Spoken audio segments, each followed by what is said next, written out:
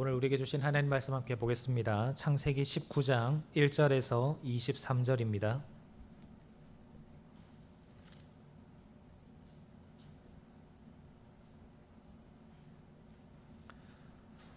창세기 19장 1절에서 23절까지 말씀 저와 여러분이 교독해서 읽도록 하겠습니다.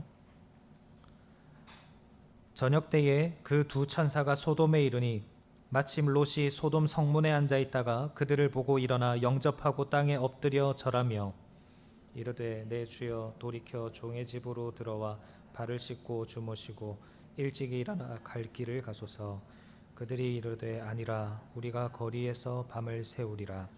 롯이 간청함에 그제서야 돌이켜 그 집으로 들어오는지라. 롯이 그들을 위하여 식탁을 베풀고 무교병을 구우니 그들이 먹으니라.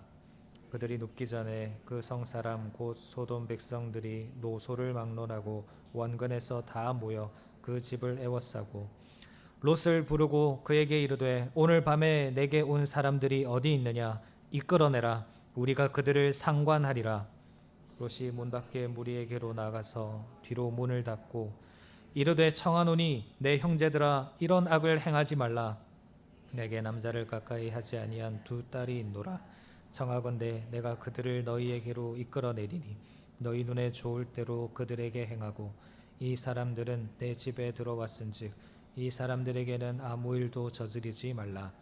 그들이 이르되 너는 물러나라. 또 이르되 이자가 들어와서 거류하면서 우리의 법관이 되려 하는도다. 이제 우리가 그들보다 너를 더 헤아리라 하고 롯을 밀치며 가까이 가서 그 문을 부수려고 하는지라.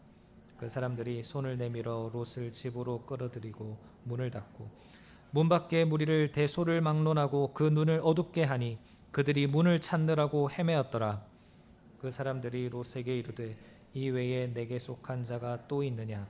내 사위나 자녀나 성중에 내게 속한 자들을 다 성 밖으로 이끌어내라. 그들에 대한 부르짖음이 여호와 앞에 크므로 여호와께서 이곳을 멸하시려고 우리를 보내셨나니 우리가 멸하리라. 롯이 나가서 그 딸들과 결혼할 사위들에게 말하여 이르기를 여호와께서 이 성을 멸하실 터이니 너희는 일어나 이곳에서 떠나라 하되 그의 사위들은 농담으로 여겼더라. 동틀 때에 천사가 롯을 재촉하여 이르되 일어나 여기 있는 내 아내와 두 딸을 이끌어내라. 이 성의 죄악 중에 함께 멸망할까 하노라. 그러나 롯이 지체하매 그 사람들이 롯의 손과 그 아내의 손과 두 딸의 손을 잡아 인도하여 성 밖에 두니 여호와께서 그에게 자비를 더하심이었더라. 그 사람들이 그들을 밖으로 이끌어낸 후에 이르되 도망하여 생명을 보존하라. 돌아보거나 들에 머물지 말고 산으로 도망하여 멸망함을 면하라. 롯이 그들에게 이르되 내 주여 그리 마옵소서. 주의 종이 주께 은혜를 입었고 주께서 큰 인자를 내게 베푸사 내 생명을 구원하시오나 내가 도망하여 산에까지 갈 수 없나이다. 두렵건대 재앙을 만나 죽을까 하나이다. 보소서 저 성읍은 도망하기에 가깝고 작기도 하오니 나를 그곳으로 도망하게 하소서. 이는 작은 성읍이 아니니까 내 생명이 보존되리이다. 그가 그에게 이르되 내가 이 일에도 내 소원을 들었은즉 내가 말하는 그 성읍을 멸하지 아니하리니 그리로 속히 도망하라. 내가 거기 이르기까지는 내가 아무 일도 행할 수 없노라 하였더라. 그러므로 그 성읍의 이름을 소알이라 불렀더라. 함께 읽겠습니다. 롯이 소알에 들어갈 때에 해가 돋았더라. 아멘. 기도하겠습니다. 하나님 아버지 참 감사합니다. 우리를 주님의 전에 불러 모아 주셔서 하나님을 예배하게 하시고 찬양하게 하시니 감사합니다. 하나님, 우리가 하나님을 예배하는 이 일이 우리의 삶에 참 귀한 일이며 소중한 일임을 깨닫고 하나님을 예배하는 것을 기뻐하는 우리 모두가 되게 하여 주시옵소서. 이 시간 우리의 마음과 정성을 다하여 하나님을 예배할 때 하나님 우리 가운데 임재하시고 친히 말씀하여 주셔서 오늘 우리가 들어야 할 말씀 듣게 하시고 붙들어야 할 말씀을 붙들게 하시며 결단해야 할 것들을 결단하게 하여 주옵소서. 마치는 순간까지 함께 해주시기를 원하고 예수님의 이름으로 기도합니다. 아멘. 한 주간 잘 지내셨습니까? 네, 오늘도 함께 하나님 말씀 상고해 보고자 합니다. 오늘은 세상 속에서 영향력 있는 그리스도인 되기라는 제목으로 말씀을 좀 상고하고자 합니다. 새벽 기도와 금요 기도 때 계속 창세기 말씀을 나누고 있습니다. 우리가 창세기 말씀을 차근차근 한 장 한 장 묵상하면서 아브라함의 여정을 같이 살펴보고 있는데요. 아브라함은 어떤 인물이었습니까? 창세기 11장과 12장을 보면 아브라함은 하나님의 부르심에 순종했던 사람이었고, 창세기 14장을 보면 세상의 가치관을 끊어내고 믿음의 강을 건너므로써 강을 건너온 사람이라는 뜻의 히브리 사람으로 불렸던 사람입니다. 창세기 15장을 보면 하나님께서 보여주신 그 별을 바라보면서 하나님의 약속을 신뢰하게 되었고, 이로 인해서 하나님께 의로운 사람이라고 불렸던 사람입니다. 그리고 17장에서 그의 나이 99세가 되었을 때 하나님께서 그의 이름을 열국의 아버지라는 이름의 아브라함으로 바꾸어 주셨고, 18장에서 그는 하나님과 사람을 섬기는 자가 됨으로써 하나님의 친구로 높임을 받는 자가 되었습니다.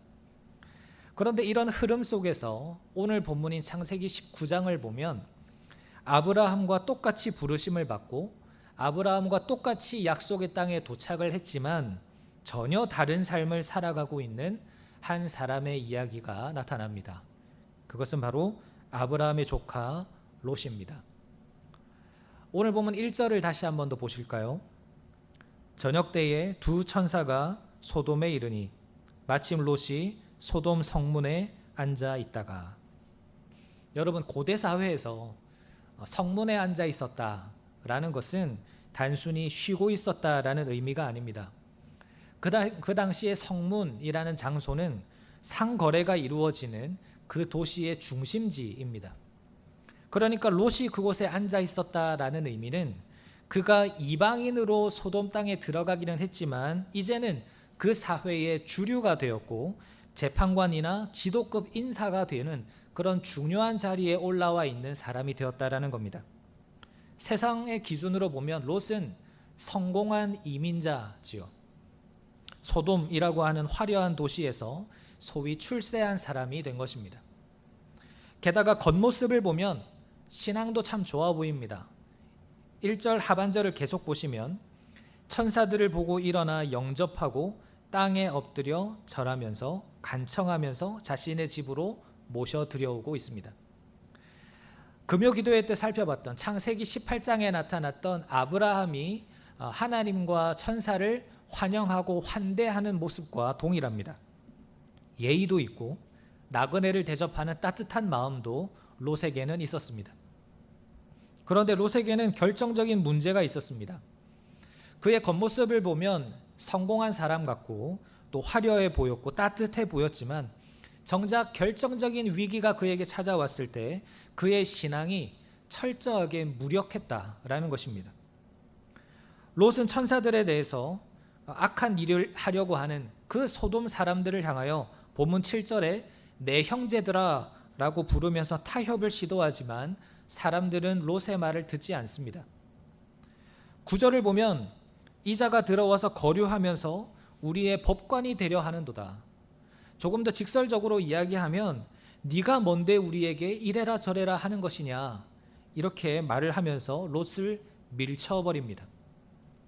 그리고 14절을 보면 아주 급박한 상황, 그 상황에 자신의 예비 사위들에게 하나님께서 이 성을 심판하시니까 우리가 얼른 도망가야 된다, 이 성을 빠져나가야 된다라는 복음의 메시지를 전합니다. 그런데 그 예비 사위들로부터의 반응이 참 차갑습니다. 자신의 예비 사위들은 롯의 말을 농담으로 여겼습니다. 심지어 심판이 임박한 순간에도 16절에서 그는 지체하면서 성을 빠져나오지 못하다가 결국 천사들의 손에 이끌려서 억지로 끌려 나오게 됩니다. 여러분, 이 얼마나 비참한 모습입니까? 베드로후서 2장을 보면 롯을 가리켜서 의로운 롯이다 이렇게 표현을 합니다. 그는 분명히 하나님을 믿는 사람이었습니다. 그러나 그는 세상에서는 성공한 자리에 있었는지는 모르겠지만 세상 사람들에게, 심지어 자신의 가족들에게조차 아무런 영적인 영향력을 미치지 못하는 그런 사람이었습니다. 그의 말은 세상 사람들에게 조롱거리가 되었고 가족들에게조차 농담 취급을 받았습니다. 이런 롯의 모습 앞에서 우리는 질문을 던질 수 있어야 합니다. 왜 롯은 이렇게 무력한 사람이 되었는가? 무엇이 문제인가 하는 것입니다. 오늘 우리에게 주시는 이 말씀을 통해서 롯이 잃어버린 것이 무엇인지를 깨닫고 세상 속에서 영향력 있는 그리스도인으로 살아가게 되시기를 주님의 이름으로 축원합니다. 아멘. 먼저 첫째로 롯의 무력함의 원인은 세상을 이길 영적인 권위를 잃어버렸기 때문입니다. 오늘 본문 1절을 다시 보시면 마침 롯이 소돔 성문에 앉아 있었다라고 말을 하죠. 마침 롯이 소돔 성에 살고 있었다 이렇게 표현하지 않고 성문 앞에 앉아 있었다라고 굳이 성경이 말을 하는 것은 아까 말씀드린 바와 같이 롯이 소돔 사회에서 꽤 성공을 했고 인정받는 지위에 있었다라는 것을 보여줍니다. 롯은 아마 스스로 이렇게 생각을 했을 겁니다. 그래, 아브라함 삼촌은 저기 산지에 살면서 저렇게 고생도 하고 힘들게 사시지만 나는 이 도시에서 나름 성공했어. 잘 정착했어. 그리고 내가 이 정도 높은 지위에 올라갔으니까 이제는 내 영향력으로 이 소돔 사람들을 변화시킬 수 있을 거야. 이렇게 생각했을 겁니다. 이것이 롯이 가졌던 자기 나름의 전략이었을 겁니다. 적당히 세상과 잘 섞여 살면서 그들과 함께 살면서 그들 가운데 높은 자리에 올라가면 그 높은 자리에 있는 지위를 통하여 다른 사람들에게 영향력을 끼칠 수 있을 거라는 생각이었습니다. 그런데 결과가 어떻습니까? 그날 밤에 소돔성 사람들이 천사들을 내놓으라고 롯의 집을 포위했을 때 롯의 지위나 성공이 어떤 힘을 발휘합니까? 7절을 보면 롯이 밖으로 나가서 사람들을 설득하려고 합니다. 청하노니 제발 부탁하는데 내 형제들아 이런 악을 행하지 말라. 롯은 소돔 사람들에게 무엇이라고 부르고 있습니까? 형제라고 부르고 있습니다. 형제. 그동안 롯이 소돔에서 어떻게 살았는지를 잘 보여주는 표현이라고 할 수 있습니다. 롯은 소돔 사람들과 함께 어울렸고 그들의 문화를 받아들였고 그들의 친구가 되기 위해서 애썼습니다. 우리가 형제 아닙니까? 지금까지 우리가 지내온 시절이 있지 않습니까? 내 얼굴을 봐서라도 제발 이러지 마십시오. 지금 롯이 사람들에게 그런 이야기를 하고 있는 겁니다.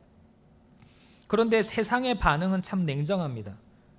9절을 보면 사람들이 뭐라고 외칩니까? 너는 물러나라. 이자가 들어와서 거류하면서 우리의 법관이 되려고 하는도다. 웃기지 마라. 너는 어차피 굴러 들어온 이방인 아니냐. 우리가 함께 살도록 끼워줬더니 이제 와서 우리를 가르치려 드는 것이냐. 네가 언제부터 거룩했다고 이제 와서 그런 이야기를 하느냐. 그러면서 롯의 말을 무시해버리고 롯을 밀치고 문을 부수려고 달려듭니다. 여러분, 이것이 롯의 비극입니다. 롯은 소돔 사람들과 함께 섞여 살면서 그들의 형제가 되었다라고 생각을 했지만 세상은 그를 형제로, 친구로 여기지 않았습니다. 세상은 롯이 자기들과 함께 먹고 마시고 즐길 때는 아무런 터치를 하지 않았습니다. 가만히 내버려뒀어요. 그런데 롯이 결정적인 순간에 옳은 말을 하고 자신들의 생각과 다른 말을 하면서 복음을 전하려 하자 즉시 그를 밀어내고 무시해버립니다. 왜 그랬을까요? 평소에 롯의 삶에서 그들을 압도할 만한 거룩한 능력, 영적인 권위를 전혀 발견하지 못했기 때문입니다. 여러분, 우리가 어떻게 해야 영적인 권위를 회복할 수 있습니까? 저는 아브라함의 모습에서 그 힌트를 찾을 수 있을 것 같은데요. 아브라함은 롯처럼 소돔 성문에 앉아 있지 않았습니다. 그는 헤브론 산지에 있는 마물의 상수리 나무 아래에 자신의 장막에 거했습니다. 이 지역이 의미하는 바가 무엇이라고 했습니까? 지난주 주일에 함께 말씀을 나누죠. 헤브론은 하나님과의 연합의 자리라고 했고 마물에는 하나님께서 나를 강하게 하시고 풍성하게 하시는 곳이다 라고 이야기를 했습니다. 아브라함은 세상과 구별되어서 하나님 앞에서 하나님을 예배하는 자리에 머무르면서 하나님과 연합하여 영적으로 풍성한 삶을 살아가고 있었습니다. 그런데 결정적인 순간 누가 진짜 힘을 발휘합니까? 아브라함입니까? 롯입니까? 창세기 14장을 보면 가나안 연합군이 북방에 있는 연합군과 전쟁을 벌이다가 크게 패배하게 되자 롯이 포로로 잡혀가게 됩니다. 그런데 그렇게 포로로 잡혀간 롯과 소돔 사람들을 누가 구해내죠? 아브라함이 구해냅니다. 그는 롯과 그 가족들을 포함한 모든 빼앗겼던 포로들과 전리품을 다 다시 가지고 돌아옵니다. 당시 법으로는 아브라함이 이제 다 전쟁에서 이겨서 돌아와서 이 모든 것을 가지고 왔으니까 아브라함이 다 가져도 되는 그런 상황이에요. 그럴 권리가 있었습니다. 그런데 이때 아브라함이 취했던 행동이 그의 영적인 권위를 잘 보여주는데요. 첫 번째는 그는 가장 먼저 멜기세덱에게 11조를 드립니다.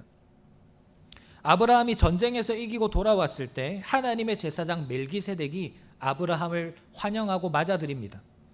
이때 아브라함은 자신이 얻은 것 중에 10분의 1을 따로 떼어서 그 멜기세덱 제사장에게 바칩니다. 이것이 어떤 고백입니까? 지금 내가 이긴 승리는 나의 승리가 아니라 하나님이 주신 것이다 라는 신앙의 고백인 것입니다. 자신의 승리를 자랑하지 않고 오히려 하나님께서 나에게 주신 은혜라는 것을 고백하는, 하나님을 주인으로 삼는 그런 신앙의 모습인 것입니다. 둘째로 그는 모든 전리품을 가지라는 소돔 왕의 제안을 거절했습니다. 아브라함이 이렇게 11조를 드린 이후에 소돔 왕은 이제 그 남은 재물은 당신이 다 가지십시오. 사람들만 다시 우리에게 돌려주고 남은 재물은 당신의 것이니 당신이 다 가지십시오. 소돔 왕이 그렇게 이야기를 해요. 어떻게 보면 너무나 당연한 말이죠. 아브라함은 큰 부자가 될 수 있는 기회를 얻었습니다. 그러나 아브라함은 성경에 보면 단 하나도 가지지 않습니다. 다 돌려줍니다. 여러분, 이 두 가지 모습을 통해서 아브라함은 자신의 영적인 권위를 보여줍니다. 소돔 왕이 결국 아브라함을 인정하고 칭송하게 되는데 그 이유가 무엇입니까? 나는 너희의 도움으로 부를 쌓지 않고 오직 하나님만을 주인으로 모시고 살아가겠다라는 이 삶의 고백을 통해서, 거룩한 구별됨을 통해서 세상 왕도 아브라함을 함부로 할 수 없었고 그를 하나님의 사람으로 인정할 수밖에 없었던 겁니다. 사랑하는 성도님 여러분, 영적인 권위는 섞이는 데서 나오지 않습니다. 반대로 철저히 구별되는 것에서부터 권위가 나오는 겁니다. 롯은 소돔 사람들과 섞여 살기 위해서 그렇게 살아가다가 무시를 당했지만 아브라함은 하나님을 예배하는 자리에 살면서 하나님만을 의지하고 하나님을 주인으로 모시는 삶을 살았더니 세상의 인정을 받는 삶을 살아가게 되는 겁니다. 여러분, 우리가 다른 세상 사람들처럼 똑같이 돈을 좋아하거나 아니면 편법을 쓰거나 똑같이 그런 이 세상의 잘못된 삶의 방식이나 어떤 가치관을 따라 살아가게 되면 우리는 영영 그들에게 선한 영향력을 미칠 수가 없게 됩니다. 너나 나나 다를 바가 뭐냐? 너나 잘해라.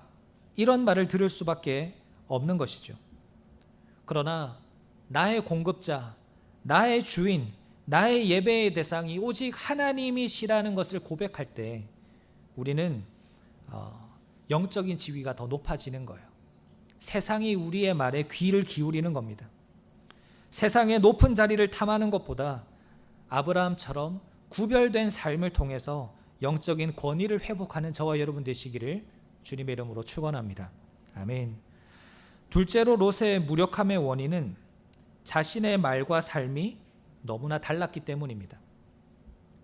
하나님 앞에서 너무나 많은 죄를 범했던 소돔은 하나님의 심판을 받을 예정이었습니다. 하지만 하나님은 심판 중에도 자비를 베푸시는 분이에요. 그래서 소돔을 멸하시기 직전에 하나님은 천사들을 통해서 구원의 기회를 주십니다. 자, 12절을 보십시오. 이 외에 내게 속한 자가 또 있느냐? 내 사위나 자녀나 성중에 내게 속한 자들을 다 성 밖으로 끌어내라. 하나님이 뭐라고 말씀하시냐면 이제 곧 심판이 임할 것이다. 이제 곧 이곳이 멸망하게 될 것인데 너에게 속한 사람, 너의 가족들과 너의 가까운 사람들을 구원할 기회를 줄 테니까 얼른 다 이끌어내라. 하나님께서 이렇게 말씀하시는 거예요. 이 말을 들은 롯이 얼마나 마음이 조급해졌겠습니까? 그래서 얼른 헐레벌떡 집 밖으로 뛰쳐나갑니다. 그래서 누구를 만나러 가죠? 자신의 두 딸과 결혼할 예비 사위들을 만나러 갑니다. 그리고는 소리칩니다. 14절을 보면 여호와께서 이 성을 멸하실 터이니 너희는 일어나 이곳을 떠나라. 여러분, 이 장면을 한번 상상해 보십시오. 지금 이 장면은요, 롯의 인생에서 가장 진지하면서도 절박한 상황입니다. 그가 전한 메시지는 틀린 말이 하나도 없었어요. 하나님이 이곳을 심판하실 거니까 얼른 이곳을 떠나서 구원을 받아라. 너무나 명확한 구원의 메시지였고 복음의 메시지였습니다. 문제는 그 메시지를 들은 예비사위들의 반응입니다. 14절 마지막 부분을 보십시오. 그의 사위들이 어떻게 합니까? 농담으로 여겼습니다. 여기서 농담이라는 히브리어 단어 차하크는 비웃다, 장난하다 이런 단어입니다. 지금 예비사위들이 곧 장인어른이 될 그 롯이 한밤중에 찾아와서 가쁜 숨을 몰아쉬면서 얼른 도망가야 된다. 하나님이 하나님이 이곳을 심판하실 것이다. 이런 메시지를 전하고 있는데 그 말을 들으면서 에이, 농담하지 마십시오. 장난치지 마십시오. 그러면서 웃어 넘겨버린 겁니다. 도대체 이 사위들이 왜 그랬을까요? 단지 하나님이 이곳을 심판하신다라는 말이 믿겨지지 않아서 그런 걸까요? 진짜 이유는 그 말을 전하고 있는 롯의 삶 때문이었습니다. 사위들이 평소에 보아왔던 롯은 어떤 사람이었을까요? 하나님을 두려워하고 죄를 미워하면서 거룩하게 살기 위해서 애썼던 사람이 아닙니다. 롯은 소돔 사람들과 똑같이 좋은 집을 좋아하고 돈을 사랑하고 소돔의 음란한 문화를 즐기면서 향락 가운데 살았던 사람입니다.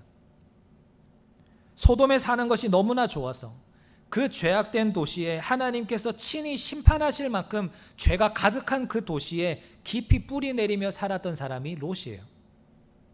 그런데 갑자기 한밤중에 그런 장인어른이 찾아와서 하나님 이야기를 하면서 하나님이 이 성을 심판하신다, 이제 떠나야 된다라고 말하니까 사위들의 눈에는 어떻게 보여졌겠습니까? 그냥 농담처럼, 코미디처럼, 장난치시는 건가 보다. 우리 장인어른이 장난치시는 건가 보다.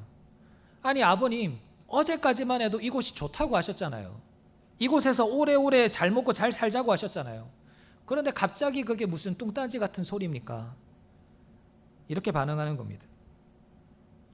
여러분, 그렇다고 해서 롯이 하나님을 몰랐다거나 하나님에 대한 신앙이 아예 없었다거나 그런 것은 아니었을 겁니다. 그러나 그들의 눈에 비친 롯의 신앙은 그리 진지하지 않았습니다. 롯의 소중히 여기는 여러 가지 것들 중에 하나가 신앙이었을 뿐이에요. 그러다 보니까 삶의 무게가 실려있지 않은 그 말은 그 내용이 아무리 진리라고 할지라도 듣는 사람에게는 농담처럼 들리는 겁니다. 사랑하는 여러분, 이 롯의 비극은 롯만의 것이 아닙니다. 우리는 세상에서 영향력을 잃어버리는 것도 두렵지만 사실 더 두려워해야 하는 것은 우리의 가족이나 우리의 이웃들 사이에서 영향력을 잃어버리는 겁니다. 우리는 배우자나 자녀들 또는 우리의 친척이나 친구들에게 신앙을 권면할 때가 있습니다. 교회에 나가야 된다. 예수님을 믿어야 된다. 그래야 구원을 받는다. 다 맞는 말이고 다 진리입니다. 하지만 그 말을 하는 우리의 삶은 어떠한가? 우리는 돌아볼 필요가 있습니다. 교회에서는 참 거룩하게, 온화하게, 평안하게 사람들을 대하다가도 집에 가서는 세상에 나가서는 세상 사람들과 똑같이 돈 때문에 염려하고 똑같이 혈기 부리고 아무렇지 않게 다른 사람들을 비난하고 비방하고 거짓말하고, 그러면 그런 우리를 바라보면서 우리의 가족과 이웃들이 뭐라고 말하겠습니까? 저 사람이 믿는 하나님은 일요일 날 교회에만 오시나 보다. 왜 집에만 오면, 왜 교회 밖으로 나오기만 하면 교회 안 다니는 사람하고 다를 바가 없는가? 이렇게 생각하지 않겠습니까? 만약 그들이 우리를 그렇게 느낀다면 우리가 아무리 눈물을 흘리며 진리를 말한다고 할지라도 그들은 우리의 신앙을 농담으로 여길 뿐입니다. 여러분, 복음 전도는 입술로도 해야 하지만 인생으로도 해야 합니다. 롯은 메시지를 전했지만 메신저로서의 신뢰를 잃어버렸기 때문에 자신의 예비 사위들과 이웃들을 구원하는 데 실패했습니다.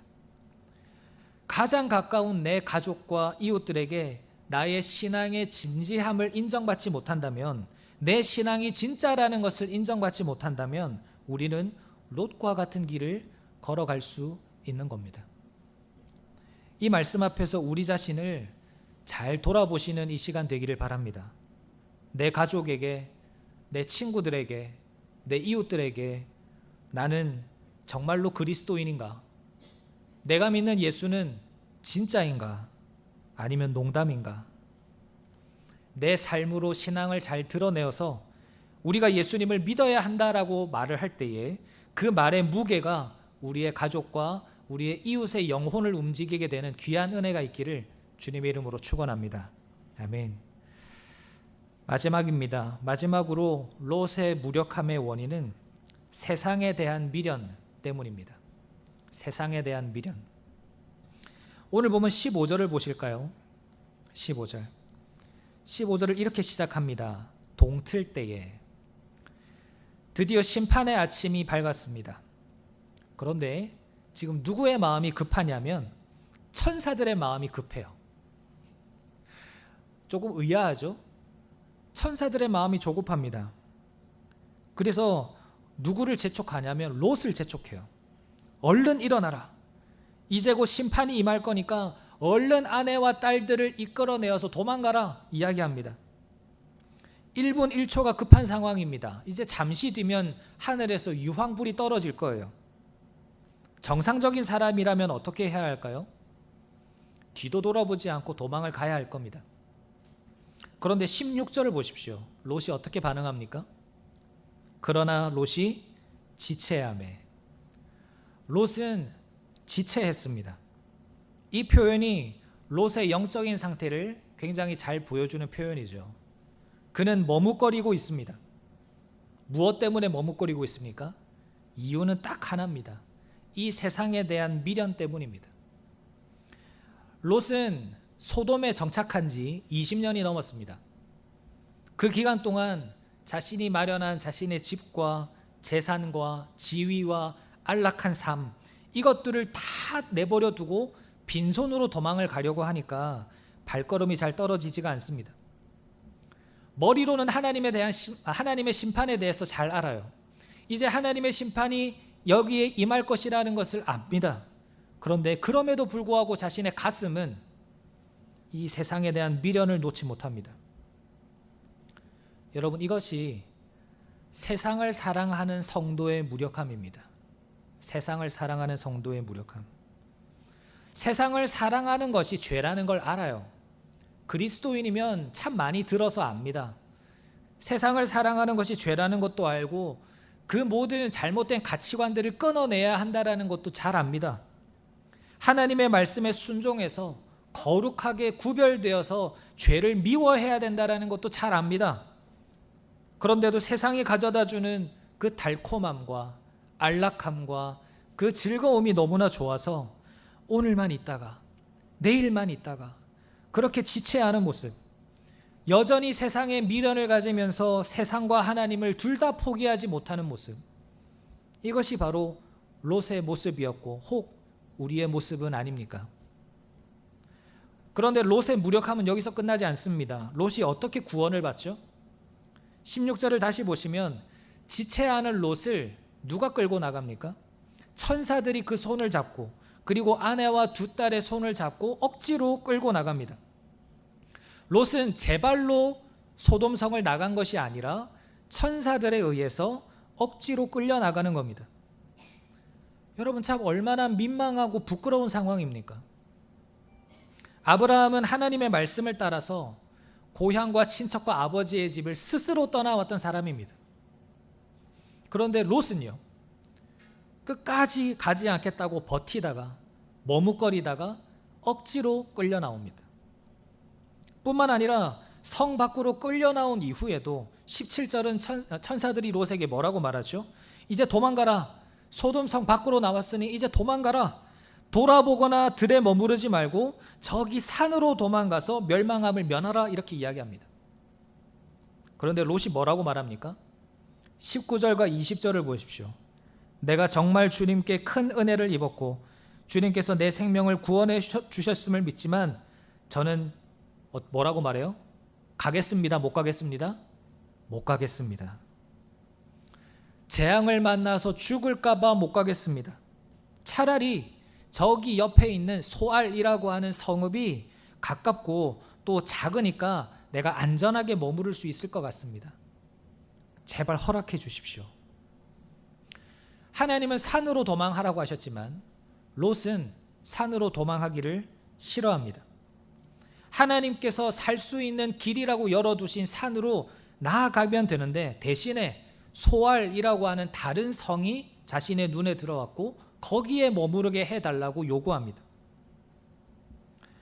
여러분, 소알도요, 엄밀히 말하면 소돔과 고모라 인근의 죄악된 도시 중에 하나입니다. 단지 규모만 작을 뿐입니다. 그러니까 롯은 이렇게 이야기를 하는 거예요. 하나님, 저 험한 산으로 가서 하나님 말씀하신 대로 고생하면서 거룩하게 살 자신이 내가 없습니다. 하나님 말씀 다 순종하면서 살 능력도 없고 자신도 없어요. 제가 이제는 더 이상 저 소돔처럼 큰 죄는 짓지 않을 테니까 저기 소돔보다는 좀 작지만 그래도 편안하게 살 수 있는 소알이라고 하는 곳으로 나를 보내주십시오. 저 정도면 그래도 큰 죄는 아니잖아요. 하나님 눈 감아 주실 수 있는 부분 아닙니까? 그러니까 좀 보내주십시오. 여러분, 이것이 롯의 신앙입니다. 소돔은 떠났지만 여전히 세상을 포기하지 못하고 있는 그런 모습입니다. 하나님의 강권적인 역사로, 성경에 보면 하나님의 자비하심으로 롯이 겨우 구원을 받고 목숨을 건졌지만 완전히 죄를 끊어내고 거룩한 산으로 나아갈 용기가 없습니다. 무엇보다 하나님의 인도를 온전히 신뢰하지 못하고 있습니다.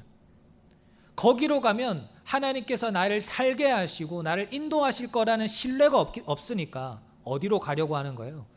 소돔만큼은 아니지만 그래도 작은 세상, 소알로 가고자 하는 겁니다. 세상과 하나님 사이에서 양다리를 걸치고 하나님 이 정도면 괜찮잖아요 라고 타협하는 신앙이 롯의 신앙인 겁니다. 사랑하는 여러분, 오늘 하나님께서 우리에게 물으십니다. 너는 지금 어디에서 지체하고 있느냐? 하나님은 떠나라고 하시는데, 하나님은 끊어내라고 하시는데 아직도 하나님 이것만은 안 됩니다. 내가 이게 있어야 살아요. 이것만은 너무 아깝습니다 라고 말하는 나의 소돔은 무엇입니까?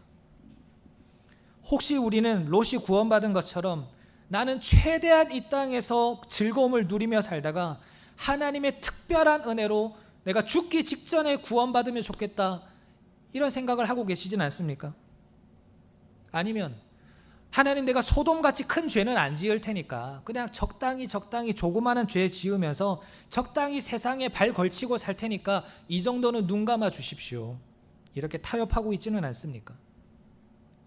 여러분, 세상에 대한 미련은 우리를 멈추게 합니다. 타협은 우리를 병들게 합니다. 지체하면 안 됩니다. 우리는 머뭇거리면 안 됩니다. 내 발로 박차고 그 죄의 자리를 벗어나야 되는 거예요. 하나님의 손에 이끌려서 억지로 끌려 나오는 인생이 아니라 주님의 말씀에 순종해서 과감하게 그 자리를 박차고 일어날 수 있는, 죄를 떠날 수 있는 우리가 되어야 할 줄로 믿습니다. 사랑하는 여러분, 말씀을 마무리하겠습니다. 오늘 설교를 준비하면서 문득 옛날에 자주 들었던 양치기 소년이라는 이야기가 떠올랐습니다. 양치기 소년 이야기 잘 아시죠? 심심했던 한 소년이 너무 심심하니까 장난을 치기 시작합니다. 온 마을을 뛰어다니면서 막 뭐라고 외쳐요? 늑대가 나타났다, 늑대가 나타났다, 이렇게 외치는 거예요. 그래서 처음에는 사람들이 와, 진짜 늑대가 나타나나 보다 싶어가지고 손에 이것저것을 막 들고 나와가지고 늑대를 내쫓으려고. 그런데 나와보니까 어때요? 장난이었어요. 그리고는 허탈하게 돌아가죠. 소년은 이 장난이 너무 재밌었습니다. 그래서 자기가 심심할 때마다 뭐 하는 거예요? 늑대가 나타났다 하면서 외치며 다니는 거예요. 그때마다 사람들은 몽둥이를 들고 무기를 들고 나왔지만 다 그렇게 또 허탕을 치고 허탈하게 돌아갑니다. 그런데 이 이야기의 비극이 언제 시작되죠? 진짜 늑대가 나타났을 때입니다. 소년은 목이 터져라 외칩니다. 늑대가 나타났다. 이번엔 진짜다. 진짜 늑대가 나타났다. 라고 외쳐도 사람들은 어떻게 반응합니까? 각자의 집 안에서 신문도 보고 커피도 마시고 아무런 신경을 쓰지 않아요. 소년은 거짓말을 한 게 아니죠. 소년은 진실을 외쳤습니다. 온 힘을 다해서 이 진리를 알게 하기 위해서 노력했습니다. 그런데 사람들은 듣지 않습니다. 오히려 거짓말이라 여깁니다. 그 이유가 무엇입니까? 말과 삶이 달랐기 때문입니다. 오늘 우리가 만날 롯의 모습이 바로 이런 모습이었습니다. 롯은 평생 소돔에 살면서 자신의 온 몸으로 이렇게 외쳤습니다. 야, 역시 살아보니까 소돔이 최고다. 소돔에 소망이 있다. 이 세상에서 이렇게 높은 지위에 올라가고 돈도 많이 벌고 사는 것이 진짜 행복이다. 그러면서 롯은 소돔에서 성공하기 위해서, 높은 지위에 오르기 위해서 정말 그 사람들과 전혀 다르지 않은 모습으로 살아왔습니다. 그리고 실제로 그것을 이루었죠. 그런데 어느 날 밤 자신의 예비사위들에게 정반대의 말을 외치는 겁니다. 하나님의 심판이 임한다. 여기서 도망가야 된다. 소돔은 멸망할 것이다. 롯은 진리를 말했지만 사위들의 귀에는 그것이 양치기 소년의 말처럼 농담처럼 들렸습니다. 평소에는 심판이 없는 것처럼 이 세상이 최고인 것처럼 살아온 사람이었는데 갑자기 그런 말을 하는 롯을 어떻게 믿을 수 있었겠습니까?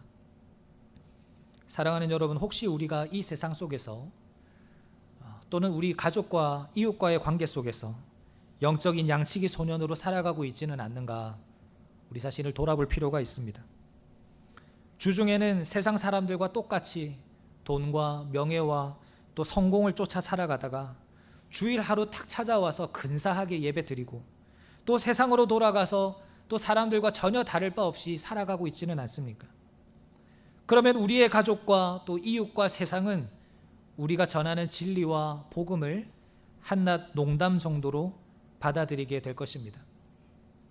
우리는 이 롯을 반면교사 삼아야 합니다.